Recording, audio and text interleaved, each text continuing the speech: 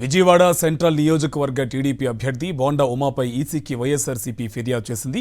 Commercial బిల్డింగ్లో voter నమోదు కార్యక్రమాన్ని చేపట్టిన బోండా ఉమాపై సీఈఓ ముఖేష్ కుమార్ మీనాకు ఫిర్యాదు చేశారు. ఎన్నికల కోడ్ ఉల్లంఘనకు పాల్పడుతున్న బోండా ఉమాని అనర్హుడిగా ప్రకటించాలని ఫిర్యాదులో కోరారు.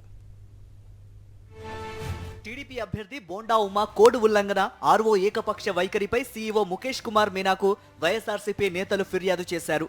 వైఎస్ఆర్ ట్రేడ్ యూనియన్ నాయకులు పూనూరు గౌతమ్ రెడ్డి, ఎమ్మెల్సీ రుహుల్లా తదితరులు సీఈఓను కలిశారు. టీడీపీ అభ్యర్థి బోండా ఉమా కమర్షియల్ పోర్షన్ను పార్టీ కార్యాలయంగా మార్చారని ఫిర్యాదులో పేర్కొన్నారు.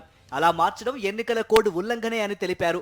సింగనగర్లో కమర్షియల్ బిల్డింగ్లో బోండా ఉమా ఓటర్స్ నమోదు కేంద్రాన్ని ఏర్పాటు చేశారని తెలిపారు. బోండా ఉమామహేశ్వరరావు గారు అనేటువంటి మాజీ శాసనసభ్యులు వారు కొనుగోలు చేసినటువంటి వారికి ఉండేటువంటి సొంత ఇల్లు ఏదైతే ఉందో దాన్ని టీడీపీ ఆఫీస్గా పర్మిషన్ తీసుకోవటం అనేటువంటి జరిగిందని, సదరు బిల్డింగ్లో ఇవాళ ఓట్లు నమోదు చేసుకున్నారనేటువంటిది గతంలోనే వైఎస్ఆర్ పార్టీ నుంచి రిప్రజెంటేషన్ ఇవ్వటం, తర్వాత వెల్లంపల్లి శ్రీనివాస్ గారు ఇవ్వటం, ఆ తర్వాత కూడా ఇవాళ కూడా అది ఒకసారి చర్చకు రావటం అనేటువంటి జరిగింది. ఆ సందర్భంలో కూడా మనం చెప్పేటువంటిది కమర్షియల్ బిల్డింగ్లో రెసిడెన్షియల్ పోర్షన్స్గా ఉండటానికి వెళ్ళేటప్పుడు అక్కడ ఓట్లు నమోదు చేసేటువంటి పద్ధతి ఎలా చేస్తారు? వైసీపీ సెంట్రల్ అభ్యర్థి వెల్లంపల్లి శ్రీనివాసరావు ప్రచారానికి ఆర్ఓ పర్మిషన్ ఇవ్వడం లేదని వైఎస్ఆర్సీపీ నేతలు సీఈఓ దృష్టికి తీసుకొచ్చారు. సెంట్రల్ నియోజకవర్గంలో ప్రచారానికి మే 11 వరకు టీడీపీ అనుమతి తీసుకుందని, కానీ ఎవరూ ప్రచారం చేయటం లేదన్నారు. ఈ విషయం గురించి సీఈఓకు విన్నవించారు. ఆర్ఓ తీరుపై సీఈఓకి ఫిర్యాదు చేశారు.